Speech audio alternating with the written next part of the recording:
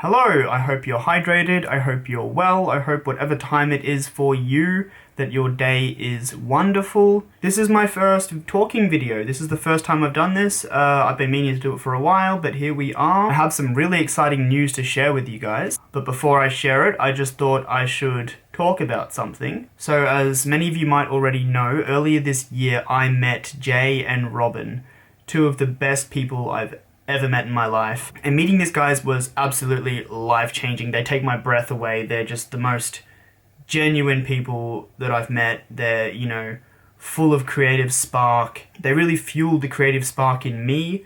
They helped me realize my potential. And we published a book. And it's been a wild ride. It's been really, really fun. I would not take back a moment of it. None of the ups or the downs. Every moment has been just wonderful. I'm blessed to have worked with two wonderful writers.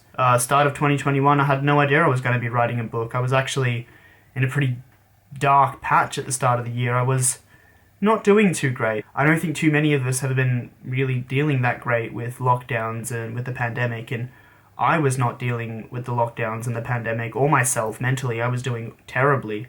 And then I met Jay and I met Robin, and my life absolutely just exploded in this chaotic, crazy frenzy, I suppose.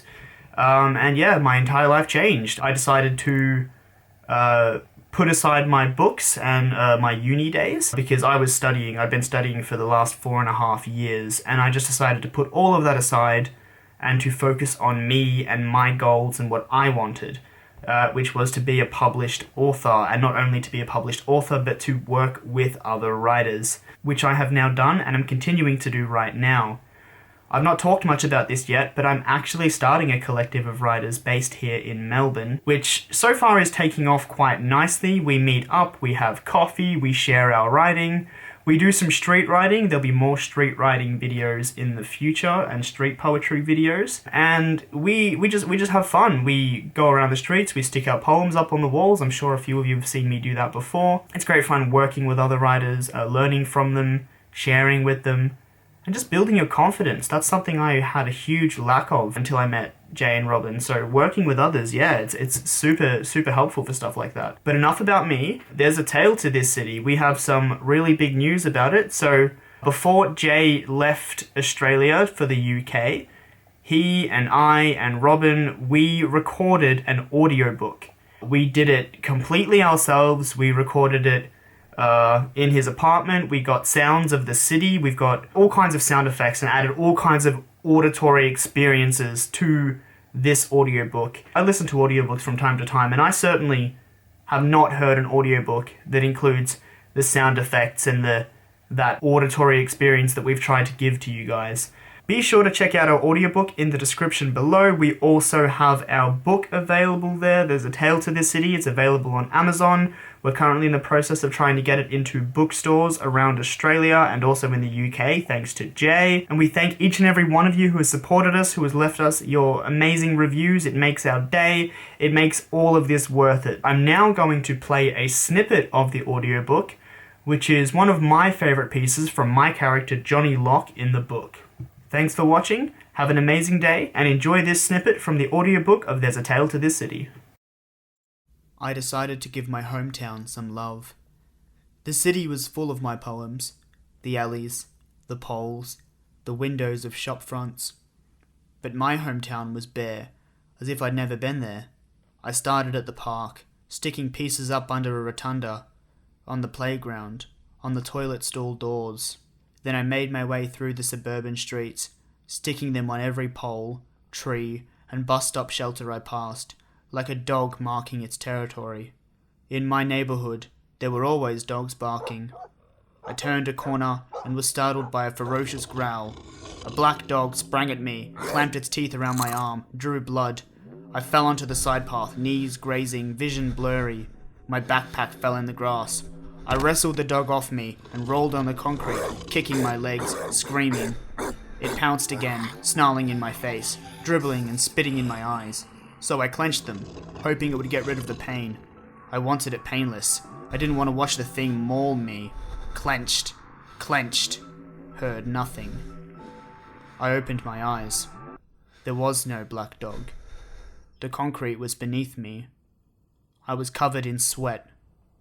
Cars sped past, their drivers peering at me, through me, then returning to the road ahead. "You alright, mate?" A woman stared down at me, her eyebrows curving in. The bus shelter behind her looked like a blurry haze, a mirage. I cleared my throat and fixed my posture. "Oh, yeah," I said. "Just, meditating." We both knew I wasn't meditating. But she shrugged and returned to the bus shelter. My heart was expanding and tightening in a fast, painful throb. I mopped the sweat on my face. Maybe I should meditate. Maybe it'll help.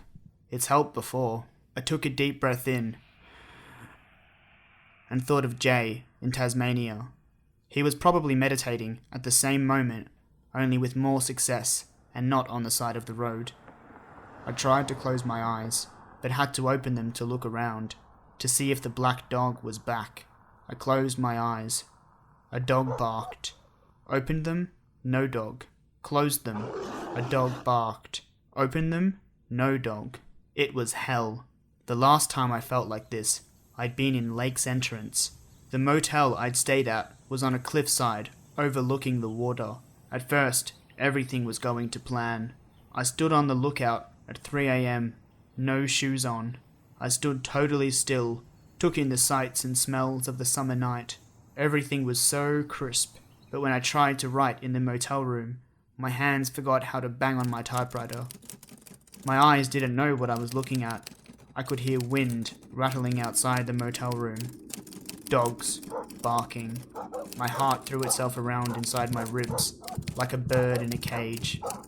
And all that I'd managed to write was, "How can you dream? How? We just need to calm down somehow.